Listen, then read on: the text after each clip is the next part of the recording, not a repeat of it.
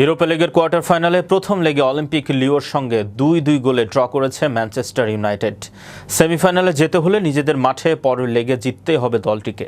ইপিএলে সবশেষ ম্যাচে চিরপ্রতিদ্বন্দ্বী ম্যানচেস্টার সিটিকে রুখে দেওয়ার আত্মবিশ্বাস নিয়ে অলিম্পিক লিওর আতিথ্য নেয় ম্যান ইউ।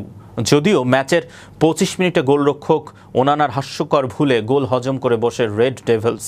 থিয়াগো আলমাডার সহজ সেট পিস ফেরাতে পারেননি তিনি। প্রথমার্ধের শেষ দিকে লেনিরোর গোলে সমতায় ফেরেন আমোরিম শিষ্যরা। বিরতির পর অনেক চেষ্টা করেও গোলে দেখা পায়নি ম্যান ইউ। ৮৮ মিনিটে জিরকিজির গোলে লিড নেয় ক্লাবটি, কিন্তু শেষ পর্যন্ত বাঁশি বাজার ঠিক আগ মুহূর্তে আবারও ওনানার হাস্যকর ভুল, যার খেসারত ম্যানচেস্টার ইউনাইটেডকে দিতে হয়েছে পয়েন্ট হারিয়ে। ম্যাথিস চার্কির গোলে শেষ পর্যন্ত ড্র নিয়ে মাঠ ছাড়া অলিম্পিক লিও। এদিকে কোয়ার্টার ফাইনালের অপর ম্যাচে ফ্র্যাঙ্কফুর্টের সঙ্গে ১-১ গোলে ড্র করেছে আরেক ইংলিশ ক্লাব টটেনহাম। আর কনফারেন্স লিগে লেগিয়া ওয়ারশোকে ৩-০ গোলে হারিয়েছে চেলসি।